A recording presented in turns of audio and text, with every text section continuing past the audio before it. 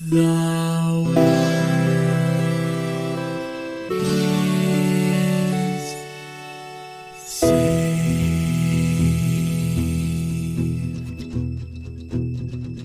The living room's dark, save for light being cast from the big TV screen and the imminent sunrise that's teasing the one starry sky with whispers of morning. Hey, George. Hey, Lions, how's it going? It's pretty good. I want to tell you a little story about 13 iterations off the central finite curve. There's a Meduncan that wants to spend more time in nature than being new and tasty. That's why we came up with Simple Rick's New and Tasty. No, wait. and we take those Meduncans and we feed them on a loop to you. That would be such an odd world to live in. So that's the name of the movie.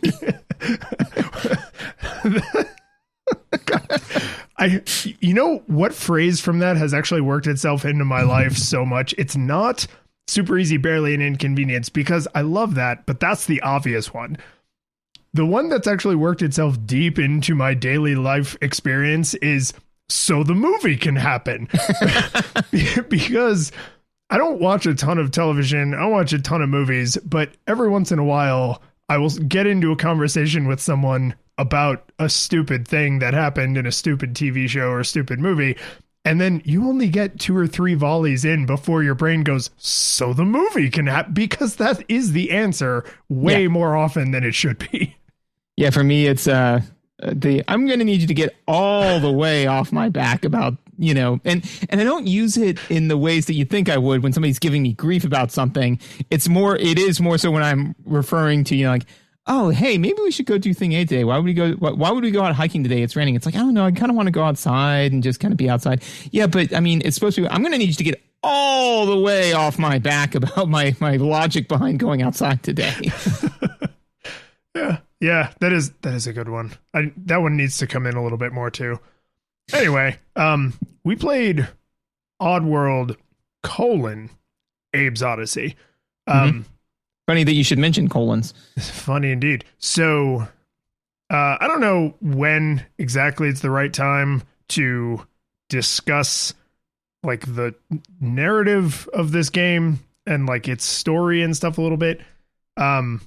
But the reason I want to bring it up right now, at least for a moment, is because the general story of Oddworld : Abe's Oddysee is that you're an alien who's a slave to other aliens in like a meatpacking facility. And you don't want to be there anymore after you find out that they are going to start killing and eating slaves because the sale of their other products is down. That's not hyperbole. I'm not oversimplifying. That is literally the story exactly as it is given to you in like the first 30 seconds of the game, which is kind of heavy. But the reason that I say all that is to say this. The product that they're going to, the branding for the slave meat is new and tasty. And this game came out in, September 18th of 1997. And the series is actually still running. Weirdly, I didn't know this when we picked this game. The newest version in this series is actually coming out in April of 2021. So this episode will release, and then like a week and a half later, you can go buy the latest game in this series that is somehow still running. Which is why we did this. I know you said that. I know you just said that we didn't. No. I mean, that's why I did it. I mean, you only do things for profit. I do things for fun. You do them for profit. And between us, we do things for fun and profit. There you go. But in 2014, they remade the original game, and those psychopaths called it New and Tasty, Oddworld: Abe's Oddysee. That's amazing. Good for them. Some serious gallows humor. Really macabre. Yeah, I mean, they probably that's probably after they were doing some severe crunch on the back end, and they're like, "All right, we're about to ship this thing. What should we call it? Call it New and Tasty." It's like South Park calling their game the Fractured But Whole. Where it's like no one's gonna get it except for the people who get it, and they'll think it's really funny. The exact people we're hoping will give us money for this, they will think this is funny. Yeah. I do have some more to say about the plot, but that can wait until later to see if it comes up organically, like meat packed organically. Organic meat. I mean, I guess it probably is. I don't know if they talk about that. That wasn't as big of a deal in the 1990s. So farm to table. Oh, Jesus Christ. My nostalgia goggles for this game is essentially, I played this when it was new, and then I don't honestly remember playing any of the sequels or playing this game again later. So to the best of my recollection, I played this in the late 1990s and then did not play any of the sequels and did not play the remake or anything else after that. So I had a pretty isolated set of memories because, by the late 1990s, I was no longer, a young youngin', just an older youngin'. So you start to lie to yourself and tell yourself that your memories from that age are like pretty good, but they're not. Oh, yeah. Right? Nope. So by the time you reach that kind of like middle teenage age, you're like, no, I remember what it was like to be 15. It's like, you don't remember. Stop lying to yourself and everyone else. So going into this game, I was like, no. It's like I was a little older. I think I have a pretty clear pic. No, I didn't. I did remember the story exactly because, oh my God, how could you not? But like a lot of what it was like to actually play the game and, deal with the mechanics and deal with a lot of things I probably didn't even think about when I was that age, that all felt new to me. So bigger jump in time than I have for some games because I don't know. I just never touched any of the sequels. There's like 8 sequels. Like this is a long running series, and I just Yep, just didn't do it for you. So I had no nostalgia experience for this outside of you being like, dude, we should play this game. I went, okay. So in lieu of that, I will now talk about the game's plot. So, it's briefly voiced over, narrated by Abe. And at which point he kind of reveals the plot to you. And I will touch on this again in audio, but I got a new TV recently. And I did not have the audio set up properly at first. So, the first, hour or so of this game I played, instead of trying to figure that out, I just played the game without the audio. And I will say that the opening sequence, you don't need the narration. Like it does a great job just visually relaying to you. Like I got the plot pretty much verbatim.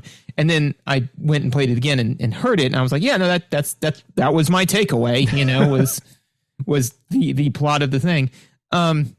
And it is just, I look, my note is literally, it is just such stereotypical 90s villainy, Right.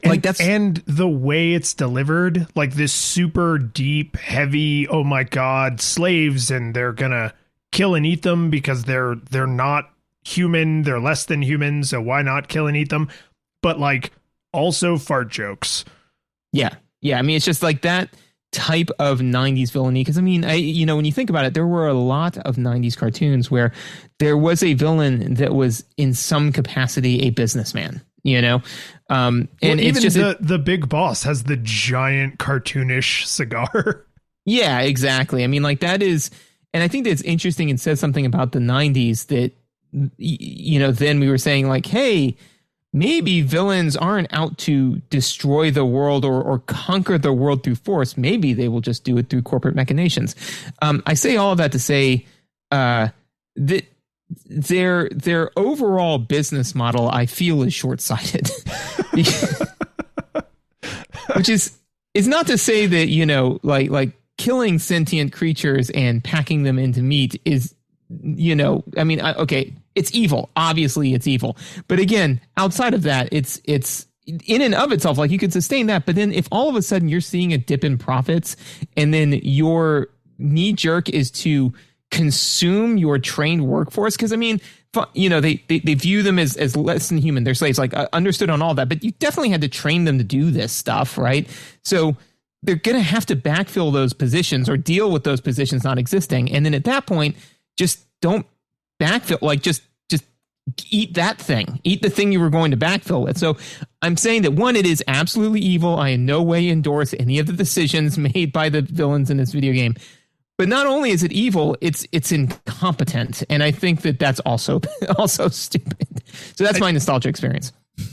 So my understanding about the sequels is they are all the same kind of Abe trying to save other Madunkans, and, you know, liberate them from other kinds of related bondage. It would be somehow even more terrifying if they factored that kind of thinking into the story.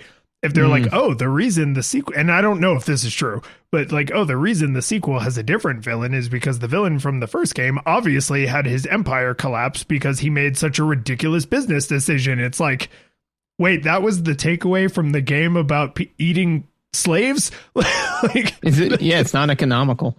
Like that would be more terrifying, right? It's like to take something so dark and then be like, the lesson is you gotta plan long term. Like, yeah, man. No, that's not the how is that the lesson? Well, it's like one of my favorite lines from Deep Space Nine, where Bashir is talking to Garrick, and he tells him about the story of the boy who cries wolf, and Garrick is like, "What a terrifying story, Doctor! You tell this to children." And Bashir says, like, "But you see the lesson there, Garrick." And he's like, "And what is that, Doctor?" "Don't lie. Are you sure that that's the lesson? What else could it possibly be? Never tell the same lie twice." You know, so it's like that, where it's just kind of like the lesson is that killing slaves and eating them is wrong. It's like, are you sure that's the lesson? It's like, it should be.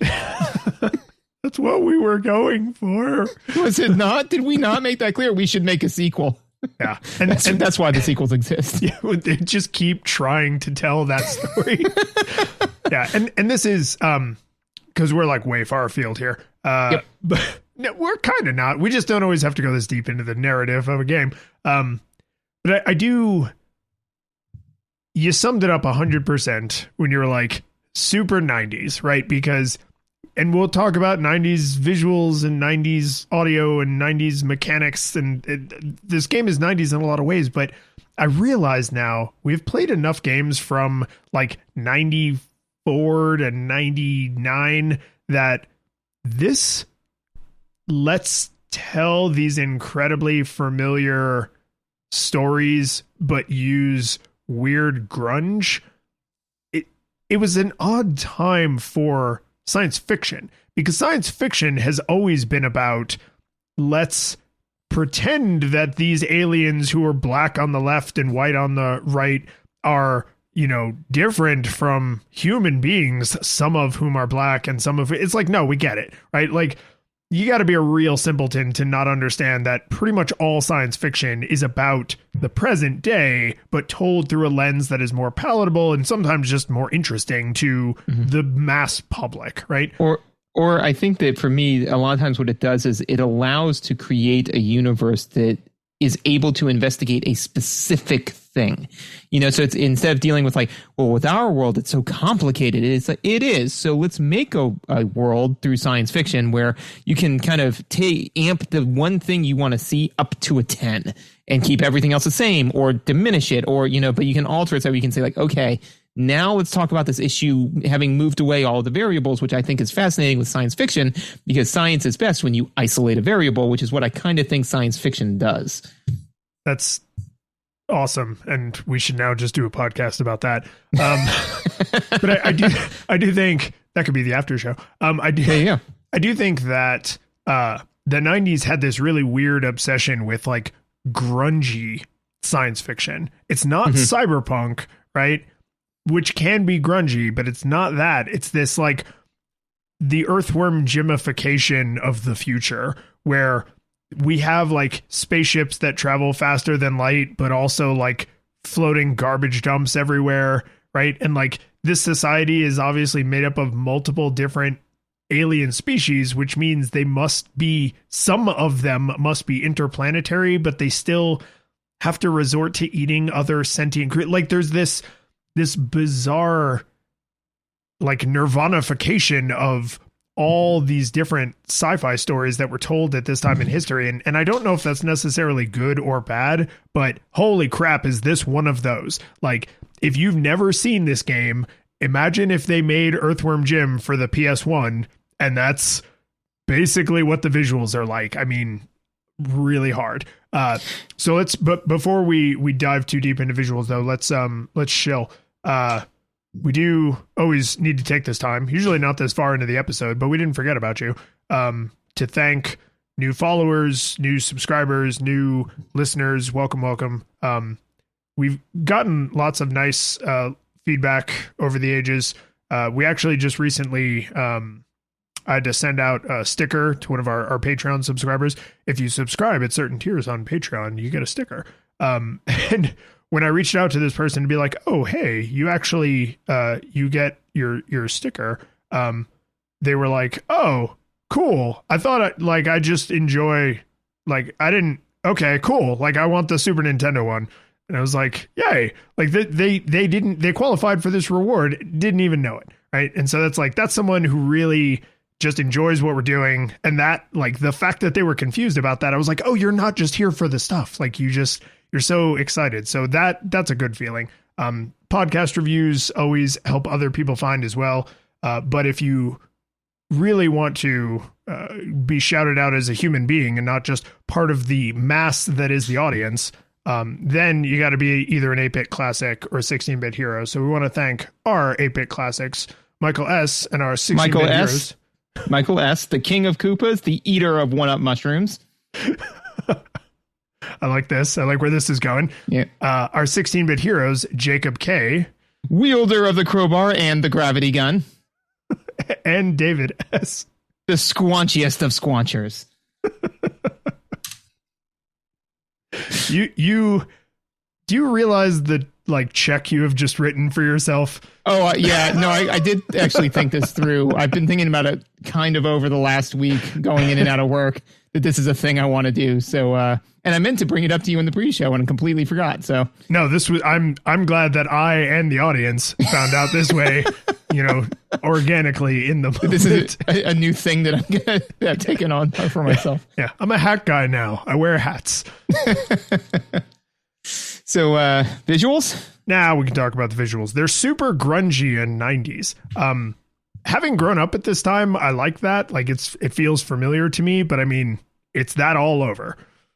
Yep, absolutely. I think that the grunge is obviously the product of a number of things, but I think one of the reasons why we see grunge in more video games is, as we've discussed culturally, the kind of outlook of people who were making video games of the time was starting to become a little bit more dour, in the sense that, figure that a lot of the people that were coming into the industry were people who grew up on video games. So now they wanted to make their own video games, but they're not kids anymore. They're adults now.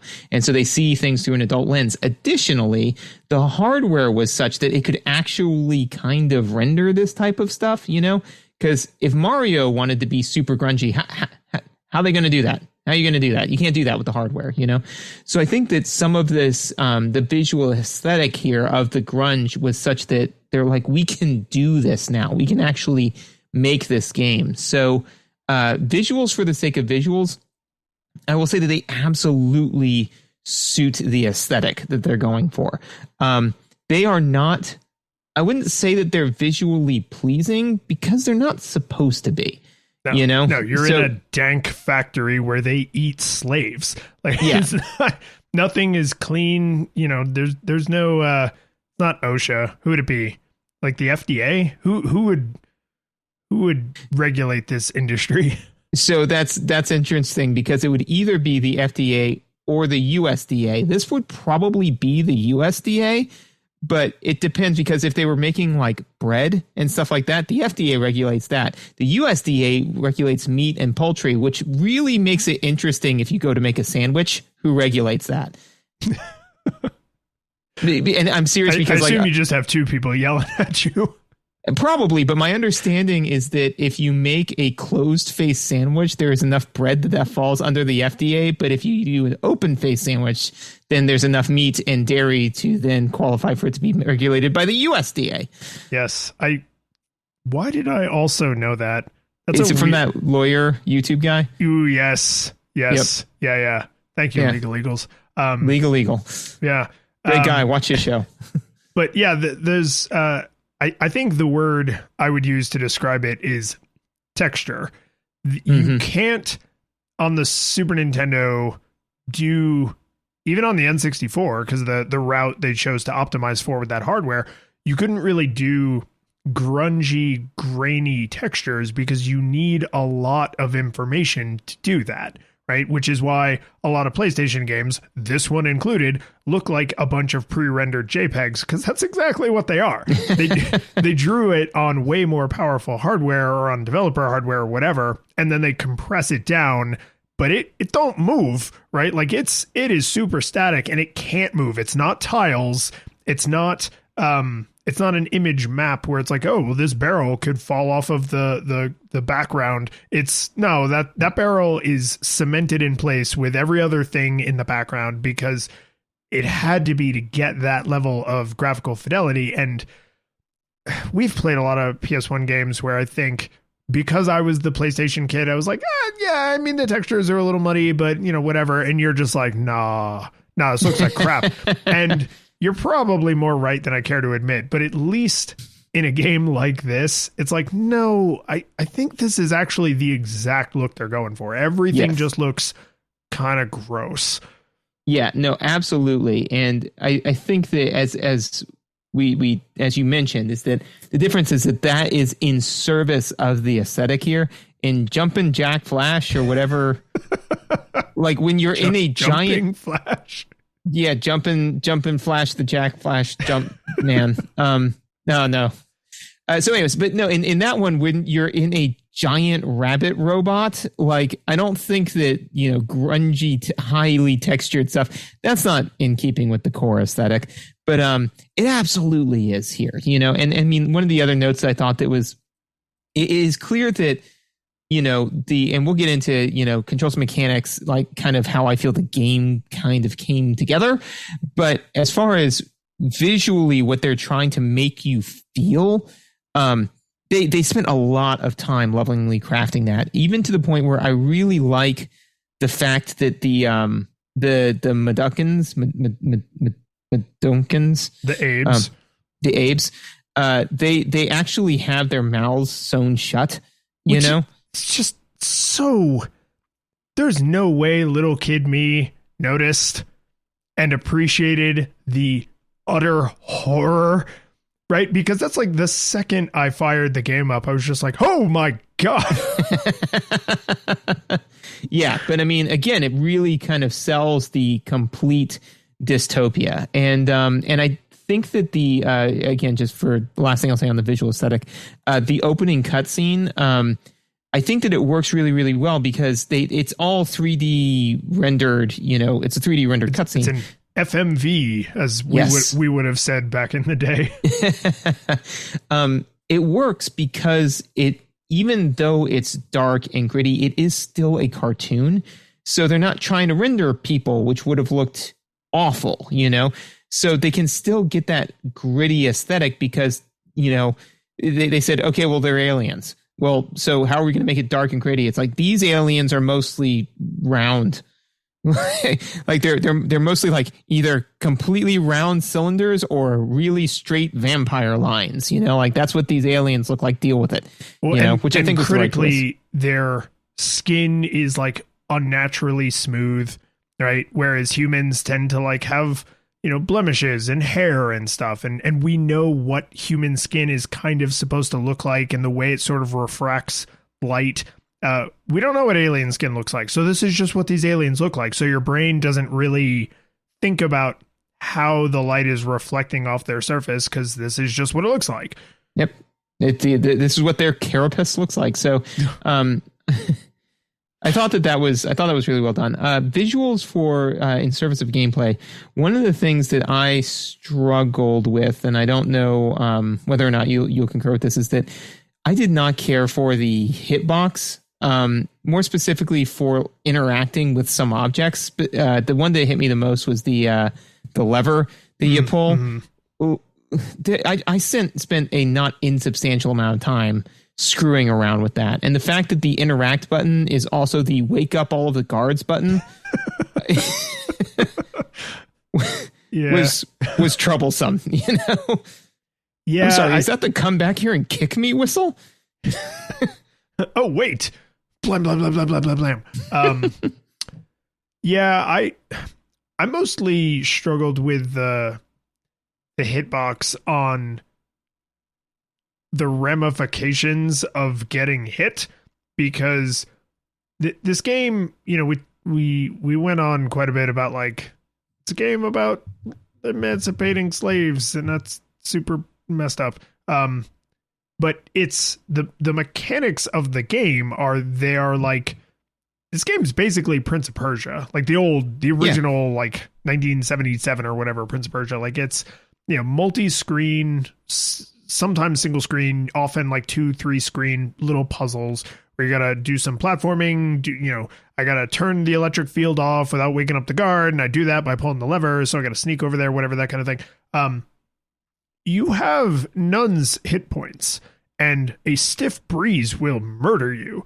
And that's barely an exaggeration, because pretty early on in the game, there are these bats that seem like they're atmospheric, but if you are hanging onto a ledge, the bats make you lose your grip and you fall and die. So like basically everything instantly kills you, because anything that kills you will kill you instantly.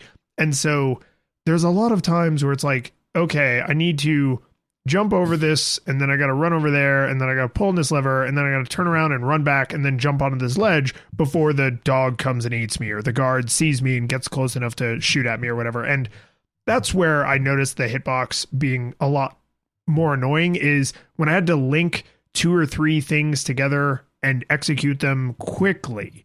That's where I was like, okay, I need to quickly stop right in front of the lever and pull it and then continue running. Or I need to jump up and grab onto this ledge, or I need to drop down off of this ledge. There were a lot of times where I was just like, I'm not perfectly lined up.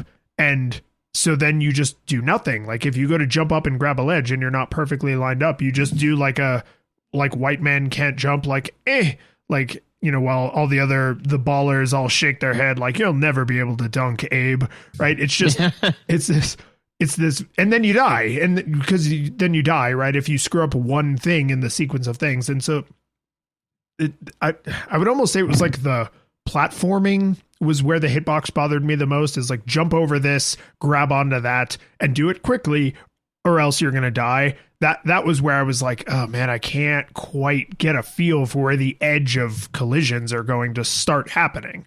And it feels like that should be easily calculable, because if you look closely at the way Abe moves, he kind of moves on a grid. There's like when you jump like Castlevania. Like you can't decide how far you jump. You have the standing jump and the running jump, and that's it. It's always the exact full distance of the jump and the full height of the jump, always, because they design puzzles around that.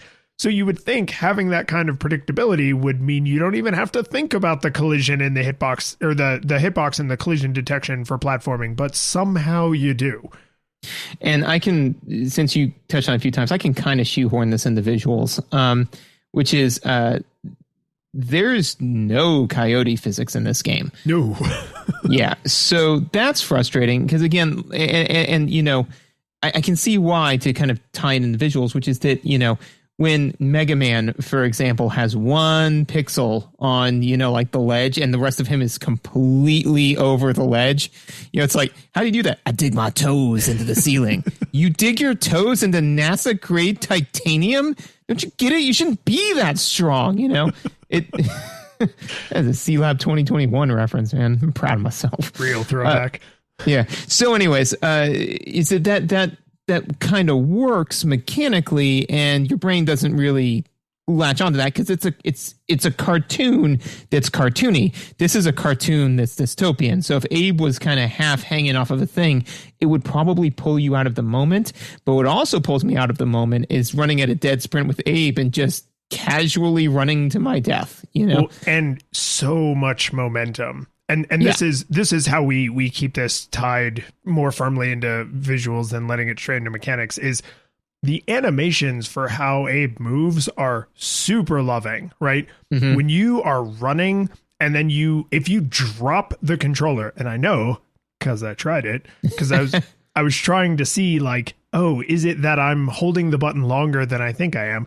If you're running and you literally just let go of everything and let the controller fall into your lap, you do this kind of like wind, like old person, like slowing down from a run that they probably shouldn't have been doing in the first place. If you're running and then you go to change directions, there's this huge like smearing style kind of animation where you like dig your foot in and you twist your hips and shoulders so that you can reverse your momentum. And it takes forever. Mechanically, that's its whole own thing. But watching it, you're like, oh man, that looked pretty damn realistic. Like that was a very believable amount of momentum for his frame to be carrying.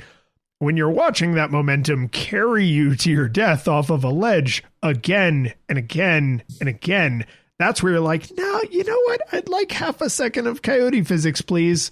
I promise I won't pause on it and make a big deal about it, but I just don't want to start the puzzle over. Yeah, and I think that I agree completely that the visuals behind the movement are lovingly crafted. And correct me if I'm way off base with this, but it's they actually have a 3D model for Abe. Is that correct? Okay, so when in the FMVs, there's obviously a 3D model. Right. When he is on screen and you are controlling him, it's hard to tell at this resolution if you are controlling a 3D model or if you are controlling what's called a rigged 2D model. So like it may, do you remember that old game? Was it Knights Quest? The Round Table, Knights Templar, Knights Quest, Knights. Yeah. Talladega Nights. It was an arcade game. It was Talladega Nights. That's it. It was Talladega. Yeah, I remember that arcade game. Yeah. It was an arcade game that was literally a pre-animated cartoon. And then you made choices and then it would show you. It was like a choose your own adventure video game. You would recognize the graphics if you saw it. It was a huge Knight Rider. Yeah. M. Night Shyamalan. Yeah. Yeah. Night at the Museum. Night at the Museum too. This time we night harder. It's written and produced by M. Night Shyamalan. I don't know if this game is using completely canned animations, but it's almost irrelevant because the mechanics force you to see an animation all the way through. So if you start to jump, you're seeing that whole jumping animation. There's no abort the jumping animation, right? So if it's a 3D model or it's a rigged up 2D animation, whatever you're going to say next would probably hold true just because the end result is the same. Well, I was going to say is that I believe that in this situation, the reason why they can lovingly craft so much stuff is because unlike saying for every single frame of animation, I need to store a completely new picture, they just make a thing and then they move it, you know? And a rigged up 2D drawing gives you that same flexibility. Sure. So I think that's kind of why they, and again, sometimes it's, when things went 3D, everybody was like, everything's 3D. And they're like, oh my gosh, look at video games of this time were exemplars of you were so busy thinking about whether or not you didn't stop to think if you should. Yeah. And this is, they get that out of their system because, it's the 1990s. You got to hit that 3D pipe. They get that out of their system in the screen transitions and in like when you go in and out of certain doors and stuff. So when you get to like the temple area where some of the other free, I don't know if they've never been slaves or if there are other escaped slaves, but some of the other Madunkans are like hanging out and chanting and living in nature. Every screen transition is like a freaking Star Wars like screen wipe, or there's one that's a ripple effect and it looks like a Windows 95 screensaver. There's one where the camera breaks free and does like a zoom whooshy way back into the background. So Abe's movements and most of the environments are very PS1 highly compressed JPEG, but they still they still had to hit that whooshy whooshy pipe somewhere. And for whatever reason, they chose to do it in the screen transitions. So, okay, bear with me here for a second. So there are a lot of like interesting, very like hyper stylized, some would even call childish, like visual transitions and visual scenes, and the entire aesthetic is like way over the top, right? What if this isn't Abe, escaping from bondage, right? What if this is Running Man, right? So the real way the company makes money is by filming this escape. And what we're seeing, we're the audience, right? So what we're seeing, right, is all of the different visual effects and all the craziness and insanity. Because that would explain some of the really bananas, insane stuff you see. This is just all television. So that's first off, that's super messed up. Let me just start there. Yeah. Secondly, I think that would give it sort of it'd be like an open face sandwich of Running Man and the second Matrix movie, where it's like, you will be the 47th slave liberator who has escaped Rupture Farms, and we have become exceedingly efficient at it. Right? Like that's, oh man, that's, how did you take a game about eating slaves and somehow make it darker? It is what I do. I don't have very many. I don't have much, but what I do have is a specific set of skills that make me a nightmare for podcasts. And then it would be like funny you. because all of the different foods would be different. It's not foods; it's TV shows. Anyways, dark. So, yeah. Dark. Especially because one of them, the reason they had to discontinue it is because they hunted it to extinction. Yeah, so that series ended, man. You can't watch that show no more. The one final thing I'll say for visuals is we did say the visuals were lovingly crafted. I will say that the visuals are distinct enough for each modality of movement that you have, such that they're impossible to confuse. So when you are running, when you are walking, when you are kind of doing that crawl roll thing, and when you are sneaking. Like there's never any part where, in some games where it's just like, no, I thought I was in sneak mode. And it's like, oh no, you were not. And the guard found you. No, if you don't know that you're sneaking, you are not paying attention. Which is in a game that requires stealth. Because like I said, everything instantly kills you, including when the game bugs out sometimes and you touch something that you didn't actually touch, but for some reason the game thinks you touched it. Everything instantly kills you, so being damn sure that you're sneaking is important, and they can give you a nice big Bugs Bunny, high knees, bent wrists, like boop, boop, boop, boop, boop, boop, boop. Like you know exactly what it looks like in your imagination, even if you've never seen this game, because you know what it looks like when a cartoon character sneaks. You can't do that in Thief or Metal Gear Solid, right? Like it's got to be a lot more subtle that the character is sneaking or not sneaking, but because this has this bizarre, kind of Earthworm Jimmy 1990s aesthetic, they can make his sneaking animation really silly, which is great for the player because then, like you said, I would pay money to watch Solid Snake in Metal Gear Solid do the cartoony sneaky thing with the Blues Brothers saxophone playing in the background. Oh yeah. It feels like a thing that does need to exist. So I've one silly note and then a great transition note. The silly note is there's a lot of text in this game, but they do a really good job of balancing out what you see to get mechanical and narrative information, what you have to read to get mechanical and narrative information, and what you hear to get mechanical and narrative information. For whatever reason, the pause screen has like the same Art Deco 1920s Hollywood font that they used in BioShock, which is a really old style of lettering. So it's not like BioShock invented it, but it's a TV show, right? The second I paused the game, my brain just was like, oh, weird, because I've now, over the arc of history, I've come to associate that Art Deco 1920s font in video games with BioShock and Rapture. And this is Rupture Farms. And I was like, no, that's way too big of a coincidence for my dumb lizard brain to not latch onto that. Like it just smash cuts to you doing like the yarn. Yeah, the crazy wall. Yeah. My transition comment is that this game, as far as I can tell, is damn near 100% single screens. If there's any place where the screen scrolls, maybe I didn't get that far. I didn't get terribly far on this playthrough. But every screen was a single screen. So when you go off the left or right, or if you climb up or drop down, there's, a ridiculous, George Lucas star wipe, and then you're on to the next screen. Things can travel screen to screen, like enemies can travel screen to screen. And critically, this brings us into audio, sounds travel screen to screen in a way that I think is almost over the top thoughtful. Get you this.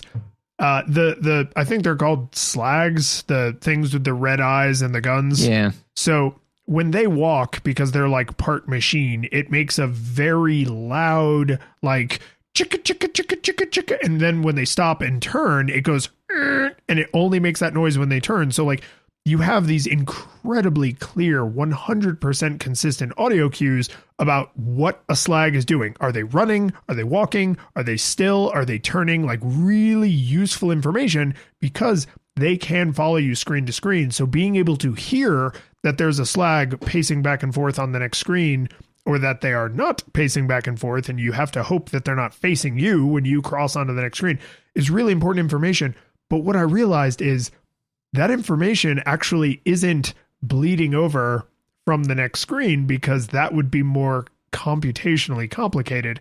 The screen you're on also has that noise.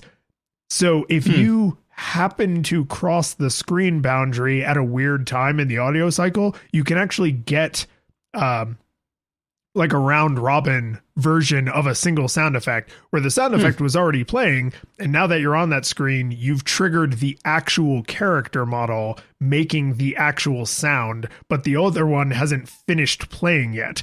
And so that shows that this is, I mean, it's kind of a funny bug, but like that shows that there's no way this is an accident, because it was so critical that you be able to hear the enemies that are on the next screen so that you could use that information to, move through the world, that they thought about it. They were like, no, we can't just have all of the enemies in memory all the time.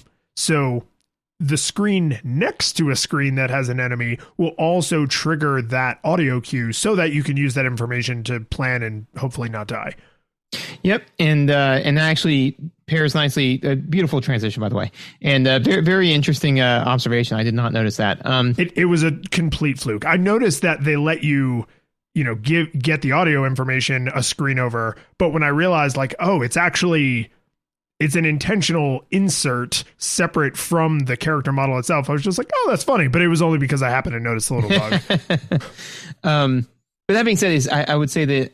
Yes, absolutely. Because often we say, audio in service of gameplay, and there are games where it's like, nah, not really. Absolutely, in this game, audio is a must. And I know that because, again, the first time I played it for about an hour, I did not have the sound on. And game is way harder, makes less sense. And so I when I was playing it, because you have to get the Madunkins to follow you, right? So you go up to them and you say hello, and then you say follow, and then they follow you, right? If you don't have those visual cues and you're trying to just kind of suss out through their weird sign language what is going on, it's nightmarish. So so as far as visuals, like or audio for in service of gameplay, absolutely required. Do I think that, they could have made a different animation for follow instead of, meh, like I think so. But then again, I mean, they do have the audio cue, so there is that. Yeah, they didn't match the visuals as much with those audio cues. of the speech, which is apparently called game speak, nearly as much as they probably could have, which is odd because the animations required would not be that sophisticated. So maybe these are actually hand drawn and not rigged up models, and they were just like, we don't want to draw extra animations for this. But the audio is so important in this game that on the title screen, there is an option literally to just go in and see, like, okay, when you hold L2 and you press the face buttons, it says these 4 things. When you hold L1 and you press the face buttons, it says these 4 different things. And you're going to need to know that, not to just be more successful, but to literally be able to be successful at all, to the point where later, not super way later, but like once you're kind of like out of the beginning of Rupture Farms and you're into like the little temple area, there are audio puzzles where it's like a call and response, right? It's Simon basically. And there, because the visual cues are very generic canned animations that they also use for other things, you could not just look at the screen and say, oh, he said this and then he whistled and then he farted and giggled.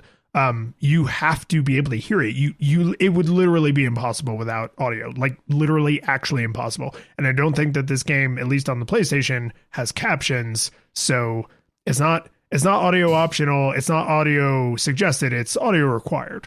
Yeah, absolutely. And speaking of, so then we've established that you have to have the audio, right? There is some background audio in this that I could have done without, in the sense of like, it's just, I know that one of the rooms you go into has basically a meat grinder or several meat grinders in the background, right? Yeah, they actually go to that well a couple times. And yeah, and that's fine. It's within the core aesthetic, but you know, that just hearing like this, literally, it was grinding on me, as it was probably intended to do. I didn't appreciate it. And so then in my mind is I was like, okay, well, that's fine though, because if I don't like it, I can turn off the nope. So, you know, so I thought that was, again, just, I know that they were kind of going all in. They went full David Pumpkins on the aesthetic here, you know, and that's fine. But I do think that in this case, they paired 2 things that I did not want to have paired, which is, and I think that this is something that games learned more later on, which is, you know, and we've had this discussion, which is that yes, there is the way the artist wants you to experience the game, but then if you don't want to experience it that way, then you should be able to not, you know, you shouldn't be able to turn BioShock into Looney Tunes, you know, like those are not the same, fundamentally the same game, but there should be a little bit of give on the spectrum, you know, so to say like, I want to play Oddworld, I don't want to listen to this horrible grinding noise, but I also need the audio cues in order to function in the game. So like, you know what I'm saying? Like to be able to mess with those choices, I would have liked. So. Well, I suspect that the newer games in this series, possibly even the remake of this game, that their sensibilities hopefully have modernized as technology and game design sensibilities have modernized. And if the artist creating the material is like, no, when you're in the factory, it should feel horrible. And that includes horrible noises because they don't care about the health and happiness of the workers that they're about to eat. Right. So like I can a little bit give a pass on that, because then like once you're out of the factory, you don't hear factory noises anymore. Then you're like outside in nature and you start to have like different ambient noises, and some of them are grating, but it's different. But you couldn't design some of the puzzles in this game in an accessible way because it's like, oh, well, you have to be able to hear the audio. And it's like, that's the only way to be successful. That's the one and only way to be successful. And, you know, they're entitled to say, yeah, like, yes, we made an audio puzzle, and for a deaf person, this game is unplayable, and we're okay with that. And I don't, you know, whatever. I mean, it's a whole discussion between like, do we bother? Do we change it? Or is this what we want to make? Even though it cuts some people out. But I think it's not considered great game design anymore to say, okay, you have to stand on the screen while you try and solve this Rubik's Cube, and there's going to be the sound of, a meat grinder in the background, and you have to stand there until the Rubik's Cube is solved. Like, yes, would that create tension, and would that create like a lot of psychological overhead, and that would make it harder to solve the Rubik's Cube, and maybe that's the feeling that the developers are going for? Yes, all of those things are true, but that notion has kind of fallen out of fashion, where it's like, what if we just make the player like kind of miserable? It's like, well, there are more interesting ways than grating noises to make the player feel uncomfortable or pressured or, under duress or whatever. Like, yeah, nails on a chalkboard still works, but it's not very novel.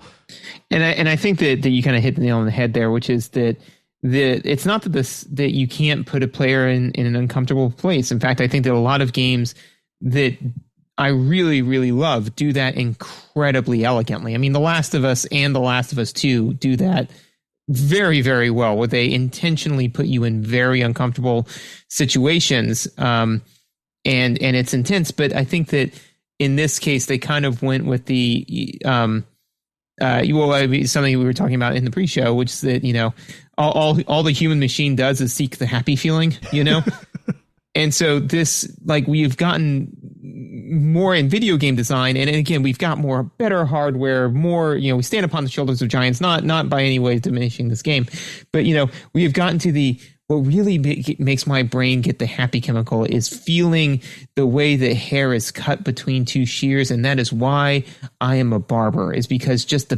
feel of the scissors in my hand is just, it makes my brain give me the happy feeling. And this one was like, how about some cocaine? It's like, yeah, that will also give you the happy feeling. It's just way more of a meat cleaver of a way to do that. This is the meat cleaver of happy feeling. Is that and for bad feelings though? Yeah, like that's what's terrible. Like if you people who buy cocaine are usually seeking a cocaine experience. If you buy cocaine and you get baking soda, you're not thrilled about that. And if you intentionally inject baking soda into your eyeballs, I don't know how you do cocaine. If you intentionally, pour some baking soda into your ear holes, then like, even if you expect a bad time, it's still a bad time. So like, I think human beings, whether they want to admit it or not, are more sensitive to noises than they realize. And some people are very tuned into that reality. A lot of people aren't, but that's the thing I would give up before I gave up the gritty visuals and the gritty narrative is the literal grinding noises. That's the stuff where I'm just like, can we not, right? It's the walking noise from the original Donkey Kong. It's just like, can we just not, like, this doesn't really help anything. And yes, it's accomplishing the goal you set out for. Anyway, we're beating this to death. Yeah. The one other final note that I have for audio that is more on an upbeat, which is I really enjoy Abe's voice. He's fun. He's fun. He's just kind of a fun voice. He's just kind of like my name's Abe, and I'm like, oh, cool. Yeah, you are Abe. Good for you, man. When he almost always talks in rhyme, but not always, just almost always.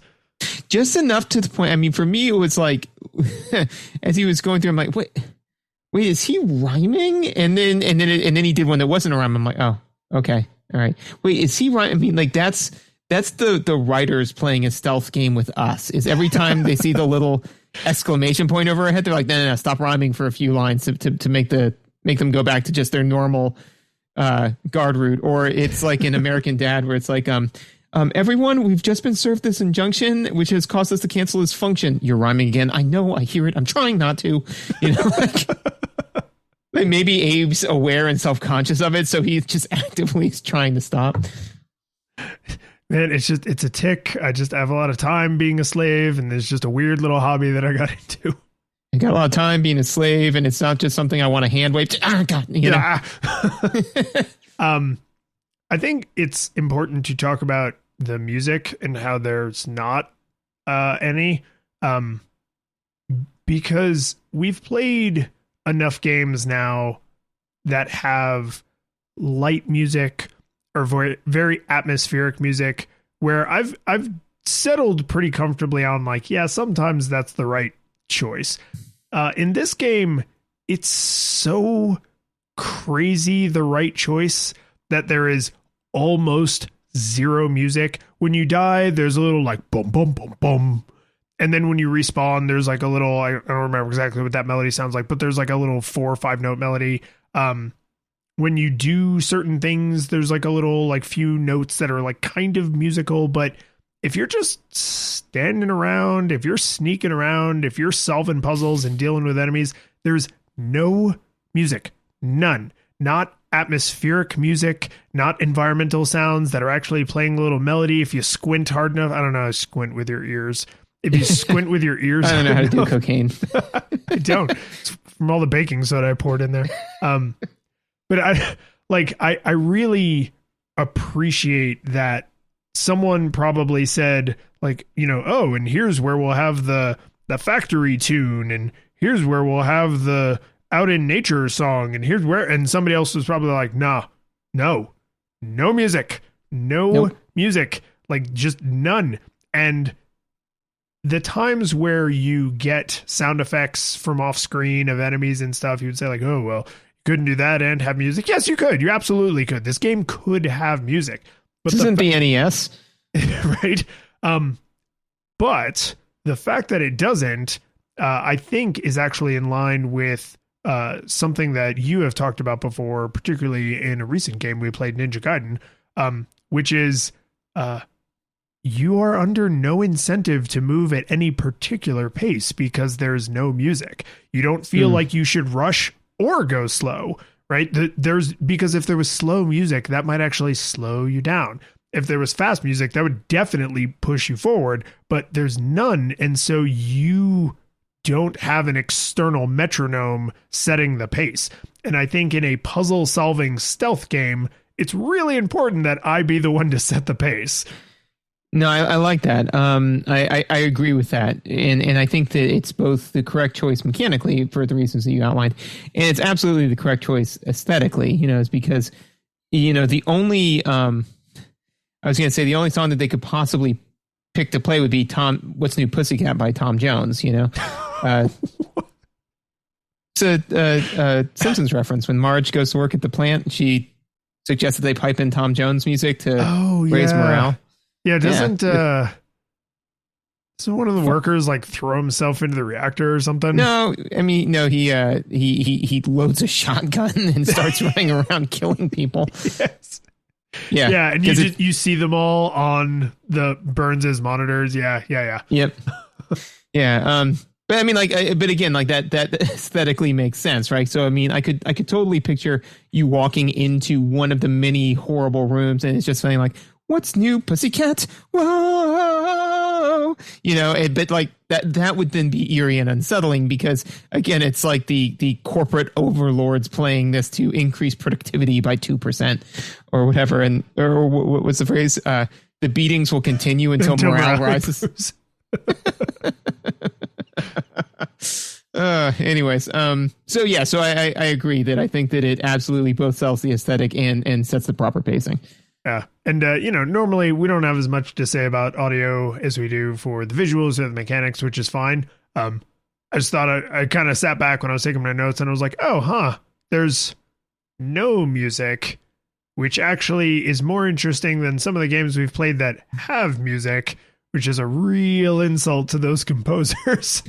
Well, it's I mean, but though it's like if you go to a restaurant, right? You know, with just like your friends, and you're there to hang out with your friends, you know, and so you just get some innocuous meal, you know, and then that's fine. Sometimes you go and you get a really good meal, right? And that's awesome, right?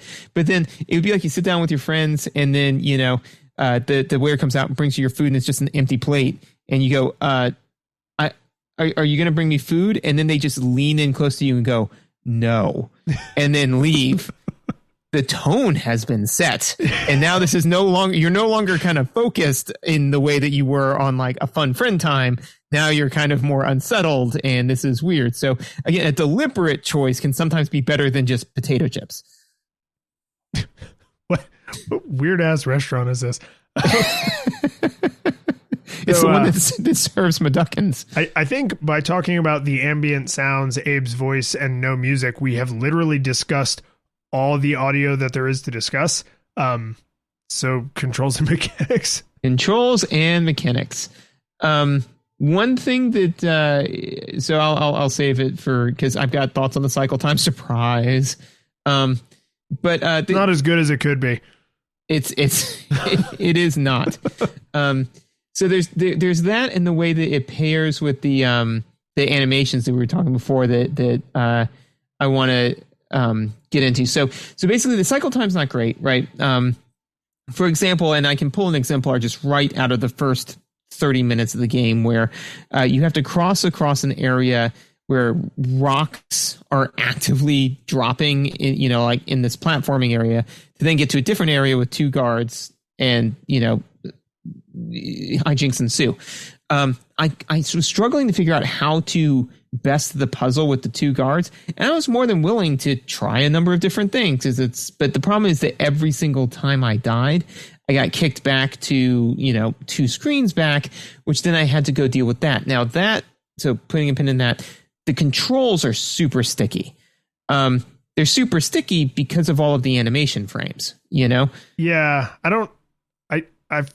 I'm picking up what you're laying down. I don't know if sticky is the word I would have used. It's almost like you're remote controlling him, or you're giving him instructions and then he's following them. Not that you are Abe, right? Because everything feels the word I used for it was sloppy.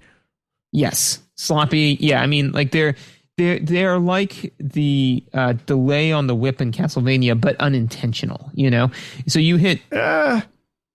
See, that's where I would disagree. I think this is the exact feeling they wanted, and it's gross. Right?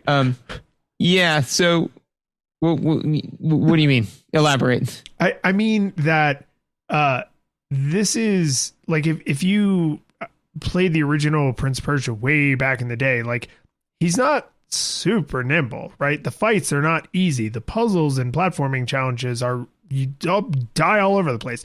And this feels mechanically and like controlling the mechanics of the universe like that kind of game. I don't know if there's a name for that genre, like a puzzle platformer, but you don't solve many puzzles with your wicked platforming ability. It's just that you have to navigate platforms to solve some of the puzzles. And so Abe climbs kind of slowly and he drops down kind of slowly, and when you turn from facing left to right, I swear to God you could read a whole book in how long that animation takes. Like it's so slow because running from enemies, running past enemies, jumping over enemies, not really ways you can solve problems very often. And when it is, it's really obvious that it's like, oh no, we're going to make you do something that you're not well equipped to do. Most of the time, it's the opposite. It's like, don't try to flee. They have guns. Like, they'll get you, right? So there's this, like, sloppy, muddy, kind of gunky, maybe sticky is a good word, like, this just, like, bleh, sort of feeling to controlling Abe because he's a malnourished slave. Like, he's not Arnold Schwarzenegger in The Running Man, right? He's not going to overpower his oppressors and rise to freedom. He's trying to sneak out. And so I think that slow, muddy, yucky kind of feeling is exactly what they want. And it's just kind of, it's the tactile equivalent of how muddy the visuals are. Like everything just feels gritty to control. And I agree with that. That's a really, really good way to look at it, and not the way I approached it. But I think that to me, then I would be more okay with that if it wasn't that, again, literally in the first 5 minutes, they make a point of making you cross an area where it is about your lightning quick reflexes, So, and again, like that type of thing I would be fine with if it wasn't for the fact that because once I got past it once or twice, I was like, okay, that was cool. I learned it and I'd be okay with having that muddy feeling. But then the fact that I was kicked back to that platforming section over and over and over again when this thing that I was struggling with was not platforming. I had actually gotten pretty decent at that. It was like trying to understand mechanically how to solve this puzzle.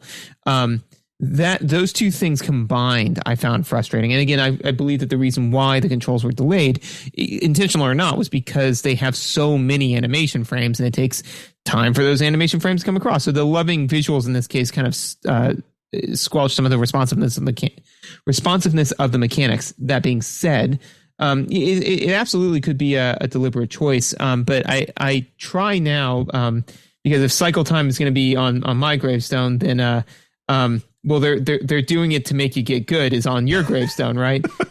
So because we've done this enough time that we know each other's call and response. So I try to like look for that. It's like, is that what the game's doing? Is it trying to force me to get better at a thing? And it's like, it is, but not the thing that I'm struggling with. Yes. And I think that is the part that makes some splinter get your attention, right? Because if your foot is full of splinters, then it's like, well, which one is causing you the most pain? Is it the one in your big toe? Is it the one in your Achilles heel, right? Like, where there's a bunch of problems, which one are you currently focused on? And to me, you nailed the one that I struggled with the most, because I'm staring so hard at the puzzles, which is the cycle time is you lose X amount of time, right? But that aside, I have to do thing A, thing B, thing C, and thing D to get to the next checkpoint. However, all four of those things have basically nothing to do with each other. So if the thing I'm struggling with is thing C, redoing thing A and thing B 1,000 times doesn't help me get any better at thing C. And where this really fell down for me is fairly early on in the game, you start to encounter puzzles where the solution is not immediately obvious, where attempting to find a solution can get you dead, where the solution to the puzzle part on screen 1 is actually way over here on screen 4. So you have to do A, B, and C, and then actually go back to A, because now it's A prime and it will behave differently than the last time you were there. And so I was going through, getting the show notes together. And one of the things we always include in the show notes is linked to the Wikipedia article for the game, in case someone, for whatever reason, wanted to listen to the episode but has no idea what the hell this game is. And the phrase that I saw for this is trial and error puzzles. It's trial and error puzzle design where you don't have all of the information and then you have to use your wicked cunning to unscramble it. You just gotta try stuff sometimes. And in a game where the checkpoints are not horribly spread out, but they're a little bit spread out, and one mistake kills you, it's really disincentivizing to experiment. You want to be really sure that this next move is not going to kill you, because now you have to do 1, 2, 10, 50 things correctly to even get back to the space where you can experiment again. And that was what broke it for me. And sometimes it's the sloppy platforming, like you said. Sometimes it's the mechanics just freak out on you and you get shot when you shouldn't have gotten shot. Sometimes you were halfway through a jump and it alerts an enemy. You didn't expect them to alert. Like, there's a million things that can go wrong. But for me, they all boiled down to, why are you forcing me to experiment when the penalty for failing an experimentation is so steep? And I agreed completely. And I would say that for me, so we talked a lot about how lovingly they crafted visually the aesthetic that they're going for here, right? And I stand by all that. However, I think that, so this is like a horrid dystopia, right? So what they're trying to kind of force is like how dour and awful and sticky and terrible it is. And it should evoke some fear and some kind of like ennui, depression, those types of feelings, right? So I think that for me, trial and error puzzle solving is antithetical to the game's aesthetic. So the game's mechanics are in conflict with the game's visuals as far as how they service the aesthetic. Because if you're being forced to die many, many times, right, then it kind of pulls you out of that and reminds you that it's a game, right? Which is entirely fine for a number of different games, right? I mean, like even take Celeste, who I will never stop singing the praises about their cycle time. They're trying to make you feel frustrated, and they're okay with the fact that with acknowledging the fact that you're playing a game. There's even a game within the game of you playing the game, you know? So the game to both you and all of our listeners. Boom. No reason out of the gate. Just anyways. So that's not the emotion. It's fine that they had that emotion and that's how they got there. The equivalent I can give here is actually with BioShock. For me, when I was playing BioShock, I got into an area where there was a big daddy that, I just could not figure out what the game wanted me to do. And I died like 17 times in quick succession. And I put the game down and I didn't pick it back up. Not because I was horribly frustrated or because I wanted to smash the controller, but because I no longer feared the big daddies because they had killed me so many times. They weren't scary anymore. I was playing a video game. I was no longer scrapping through Rapture. I was just sitting on the couch playing a video game. Like, it shattered that for me, And so I feel that if you're going to make the character die many, many times, that you really you need to be careful about the fact that you are going to draw attention to the fact that the player is playing a game. And I think that if you're trying to sell them on this dystopian future that you're living through, like a fantasy, kind of like a weird kind of Schadenfreude fantasy, that multiple deaths and trial and error mechanics are antithetical to that. You raise a really interesting question that I wonder how different game designers would respond to the question, are you okay with your players thinking about the fact that they're playing a video game? Because I don't think it's automatically a bad thing. No. And if it's like in certain games, I would say it's even the expectation is that you think about the game you're playing and you're playing the game. You're not immersed in the world of the game. You are playing the game that you're playing. And I could even imagine like going in and out of that, right? Like think about like a team shooter, right? Like an Overwatch. Like there are definitely times if you play those kinds of games competitively where you're thinking about the mechanics of the game and your teammates and the human players that are behind those controllers. And like you're very outside of the game world. But then in the heat of battle, you probably can very easily get sucked back in where you're like, oh, now like I am Junkrat or whatever. That's the only name I could think of. Wait, that's Overwatch. Yeah, but is Black Widow, is she the sniper? Overwatch, yeah. Yeah, I did it. So, but there's like in the heat of battle, you probably can get sucked back in and feel like you are living that conflict, right? And then when you're in the waiting room waiting for the next one to start, you're like, oh, okay, Jim, you suck. Don't play that character anymore. Mary, you're awesome. Keep doing what you're doing, right? And like you're aware you're playing a game again. And so even going in and out of immersion can probably be fine under the right circumstances.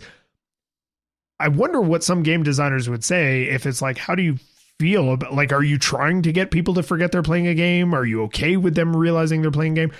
I think in this game, for you, it sounds like, and for me, I agree with you, I don't really feel threatened by the enemies anymore after they've killed me for the 10,000th time. I'm now just literally thinking about the puzzle, which can still be satisfying. This was not. It can still be it can still be satisfying, but I think it's with a small visual tweak or a mechanics tweak where you don't die, you maybe get kicked off the screen somehow, like maybe there aren't any sentient enemies, but like there's a robot arm that like dumps you down nearby, right? So you don't die, but the puzzle functionally starts over as if you died, right? Like there are ways you could still have the exact same punishing, no room for failure spectrum, black and white, start over, jackass, without having like, oh, but you're also this,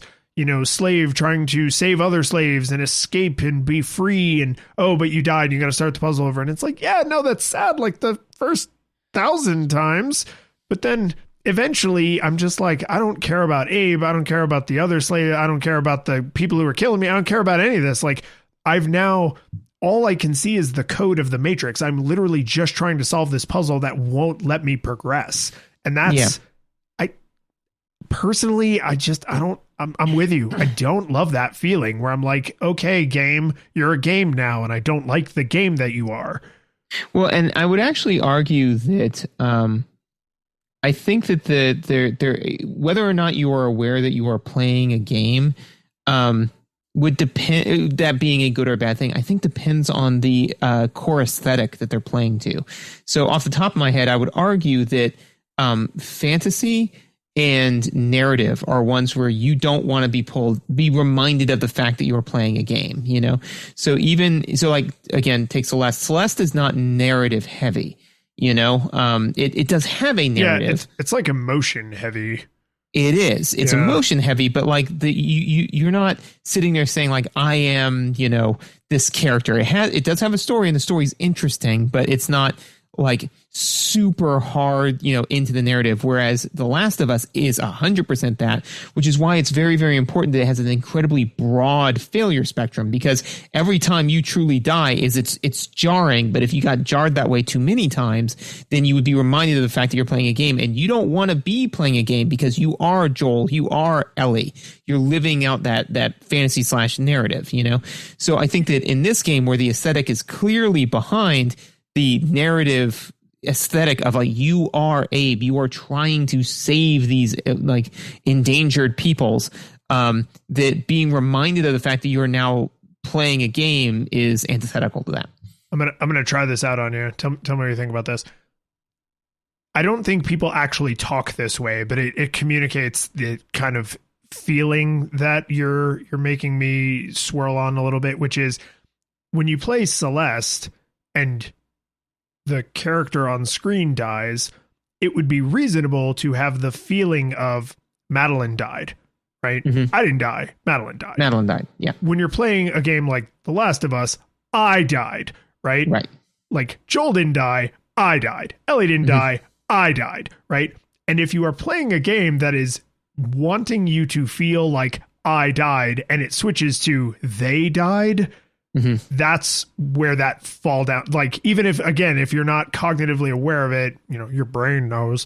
Like, the minute you stop saying, when you're playing Oddworld and you go from I died to Abe died, it's like, oh, now you've disassociated from the character. Whereas with a game like Celeste, you are supposed to be empathizing with Madeline. I don't really think they're asking you to become her. In fact, with that game in particular, I would say they're probably going so far as they do not want you to become her. They want people in the general population to learn to empathize with people who have anxiety disorders.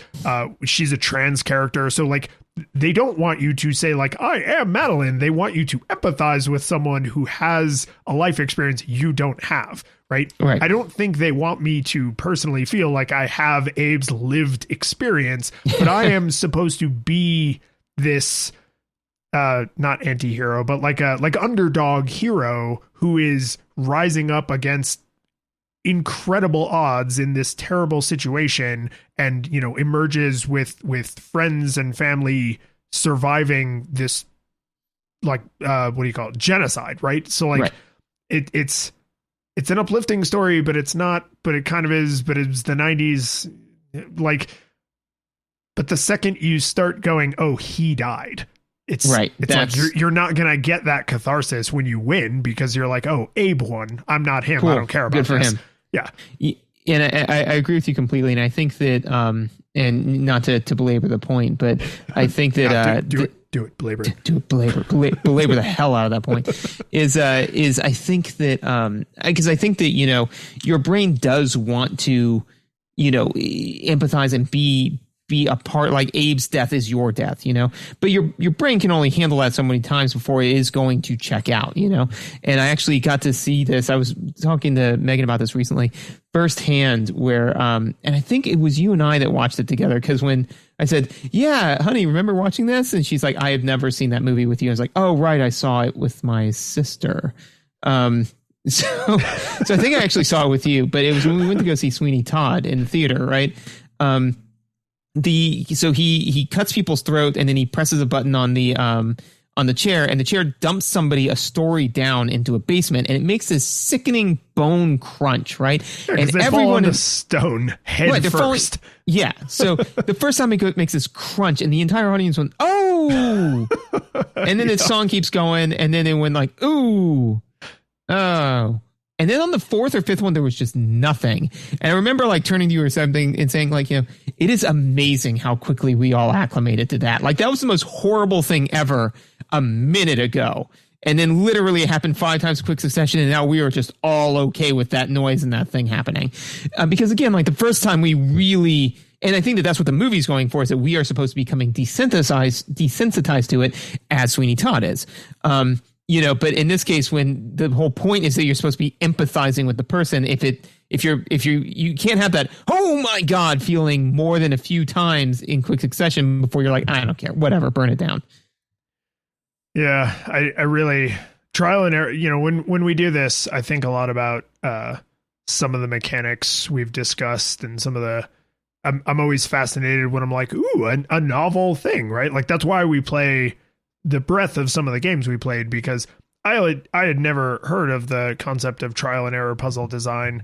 And I think you've completely nailed it in that it breaks the main aesthetic of the game for someone who is not either really hard to desensitize or really good at the game, right? Like I can imagine someone saying like, oh yeah, I think on maybe some of the hardest puzzles, I only died like, I don't know, like 4 or 5 times, right? And being like, oh, well, yeah, so you probably didn't get desensitized. But like on a couple of the puzzles where around the time I was like, I'm not going to play this game anymore. I'm done. I have what I need to do the episode. Like I probably died dozens of times because some of them were trying to figure out what the puzzle wanted in the first place. And a lot of them were just execution errors because of those beautiful, slow, sloppy animations, right? Where it's like, oh, I didn't jump at exactly the right time. I didn't hit the up button to grab the ledge at exactly the right time. I meant to do this, but I did that or whatever. And just so like a lot of the failures are just like failure to launch, where it's like, oh, I'm gonna walk over here and I'm gonna figure out what they need me to do on screen number 3, and oh, I died on screen number 1 because of like a sloppy execution error, but there's no failure spectrum, so I just gotta not do that, I guess. But what I'm learning to master on screens 1 and 2 are in no way gonna help me on screen 3, right? Like we talked about before. So there's just, yeah, I think we're starting to give up the trick here. Yeah. So the only two other quick throwaway notes I have is one to kind of come off the aesthetics thing is that they do have some just pure insanity in here. Like I said, like the giant boulders, you know, the guys with guns, like the guards that have guns and shoot you on sight, you know, and I would love to, the number of times I got shot, be like, that is garbage and that makes no sense, but it absolutely makes sense in a company where they're going to kill and eat their employees. It's all game then, right? I mean, like whatever bizarre, dumb safety thing where you're like, this factory would be shut down. No, it wouldn't, because they eat their employees. If that's on the table, literally, then everything else is good to go. So I appreciated kind of that, because every time because, you know, when I get angry, I start to build a case for why I am legitimate in thinking this thing is dumb. And every time I started to stack the thing about, well, they shouldn't have guns at a factory. Well, no, they probably would, but they wouldn't shoot me on site. Oh, no, yeah, they absolutely would. Well, there wouldn't be. No, that would exist too. You know, so that was good. And it feels consistent, at least. Yeah, right. And this game has a save code, which is good. Oh, yes. Yeah, there's from the generation of PS1 games that will let you still enjoy the game if you don't own a memory card, which I do. Yep. I do appreciate that they were thoughtful about that. I do actually have one other thing here that I forgot to write down in my notes, and something just made it come screaming back into my brain. The way they teach you the mechanics in this game, I thought at first was unnaturally spread out. And then I realized that the reason they do that is because they want you to try to 100% the game, and it would be I'm going to go with basically impossible to 100% the game on your first try, because there are 99 other slaves for you to free. So counting you, I guess that would make 100, right? So there's the other Medunkans all spread throughout the factory and out in the world and in the other parts of the game. And you free them by you chant in front of these circles of birds, and it makes a portal, and they jump through the portal. Sometimes you can jump through the portal and you have to use it to navigate the level. Sometimes you jump through a portal to get to where other slaves are, and then you make a portal that they jump through, and then when you jump through it, you go somewhere else. Why do you go somewhere else? I don't know. It's just the way the portals work. It's bird portal. So I say all that to say this. The way they teach you mechanics is so bizarrely stretched out across the first like quarter of the game, where it's like, oh, press these buttons to do these things. And you're like, oh, okay, I press these buttons to do these things. And then they stop doing that for a while. And then you get to this other area where they're like, oh, by the way, did you know that you can like do this thing that takes over the slags? Like if you chant where they can't get to you, and there isn't a thing on screen that stops you from chanting but somehow doesn't kill you because reasons, you can take them over, use them to help you solve puzzles, and then explode them. And it's like, why did you wait so long to teach me that? And then you kind of sit back in your chair and you're like, ah, yes, because if I had known that information earlier in the game, there would have been other Medunkans that I could have gone and saved. But because I didn't know that, now I have to replay the entire game to go find all the ones that I missed early on.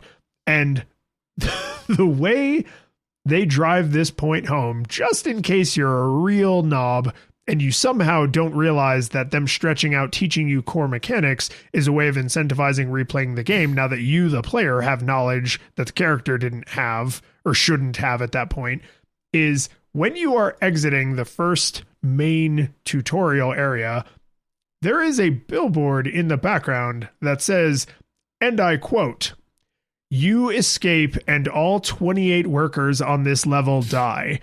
And if you go on to the next screen, there is a billboard in the background that says the number of workers, the number of casualties, and the number of escapees. And if you haven't learned all of these other later mechanics that would allow you to save the Medunkans at this point in the game, when you walk onto that next screen, those numbers have changed. And it is disheartening. Right. But it lets you know, one, that like your actions actually matter, right? And you are really here to save all of them. That's not just like, oh, there's 99 other Medunkans. Like, no, literally, you can literally save every single one. And I thought that that was a very on brand way to say, this game has replay value if you're into it. Right? Like a giant literal billboard that says you escape and all 28 workers on this level die. And then on the next screen, 28 bodies are now on the wrong side of the billboard. It's like, no.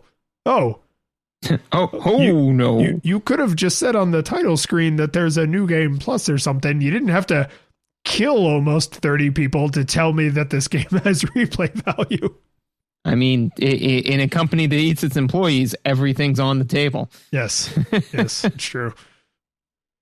So, with all that being said, did it hold up? This whole episode, I have been flip-flopping on whether I wanted to go nostalgia monocle or full nostalgia goggles. Because if you even just look at the titles of some of the reviews for this game that are like in the references at the bottom of the Wikipedia article, you can see that a lot of people, even at the time, were like, it's too hard. It's too hard. It's like, it's not fun because of how hard it is. And hard can mean a lot of different things, right? Like I couldn't master the controls or the puzzles were too complicated. I think you and I have actually gotten closest to the truth because we're better than those reviewers, is what I'm saying. You and I have gotten closest and to the truth. Too. And way humbler. We don't even have to write humble. in some magazine or whatever. What is this, the 1990s? Your media is dying. I think we got a lot closer to the truth of the trial and error puzzle design combined with the cycle time, combined with the fact that the puzzles don't really build on each other. So you don't learn skills that help you accomplish the later part of a single individual puzzle. It just creates kind of an unfun experience, but it is impossible for me to ignore the fact that there is an audience for this style of game, puzzle design, aesthetic weirdness about eating slaves and all that. Like this world has appealed to a certain group of people, and that's fine for them. I can't imagine someone making an argument that this game would be worse if the puzzles were less confusing, or if they were designed in a way where trial and error was not the only way to eventually reach the right conclusion, or if they were designed in a way where thing B is a harder version of thing A, or thing C requires you to do what you learned in parts A and B, right? Like how could one possibly make the argument that throwing stuff against the wall and seeing what sticks, and when you something doesn't stick, you die, is better game design? I just don't know how you could make that case. So for me, I would have to give this, I think, full nostalgia goggles required. What I would be curious about, and I'm not going to take the time to do this research myself, but if any of our listeners have played the remake or any of the later games in the series, I would love to hear if there are quality of life improvements that address the stuff we just spent 90 minutes complaining about. Because I think those little quality of life improvements, especially since they remade this game, could save it for me, for a player like me, for a player like you. I think the game's salvageable, but this instance of it, this freshman outing, that it didn't do it for me. I gotta go. I gotta be true to myself. Full nostalgia goggles required. Yep. So for me, I gotta go. Also, just full nostalgia goggles. And I've also been kind of wrestling with it, kind of seeing where the chips fall, because I'm like, I don't know. I could if somebody came to me and was like, "No, man, dude, it's nostalgia monocle," I'd probably say, "Yeah, I could see that." You know, I don't agree with you, but I respect your opinion. If somebody said no nostalgia goggles required, I'd be like, I need you to explain this to me. Explain yourself. You know, for me, this game is kind of a neutral evil, which is to say that it's not completely top to bottom fundamentally broken. It's just not fun, you know? So it's just broken enough. It's not lawful evil where it's like very, very well made, well crafted, and I did not enjoy it, right? And it's not chaotic evil where it's like it's broken and I hate it. It's just broken enough to just not be fun. And I think to me though, what slid me into full nostalgia goggles mode was I was like, what I think the game does well is really, really capture 90s corporate dystopia, you know? Like if you want to play a game that is 90s corporate dystopia distilled, because Earthworm Jim doesn't really do that. It's more cartoony, you know? So this still has that kind of cartoony feel, but is way more dour, you know? So I think that it does that very well. But then I realized, as I was saying to myself, was that's all nostalgia, right? You know, it's like if you want to understand the nostalgia behind this time period and this particular type of art, then yeah, like play this game. If not, then no. So for me, full nostalgia goggles required. This game was not new and tasty. The curtain falls, the music plays, the credits roll, then it all fades to black, and you're left by yourself. The fanfare is gone. There's no player two there by your side to share victories won. But as you slowly progress down the hall to your bed, a few great events leak back into your head from the time that you spent traversing the land, battling evil, fighting the darkness, just sword in hand. Your memories creep in with the edge of a smile. You realize again what you lost for a while. You're gonna think back much less on how you saved the day.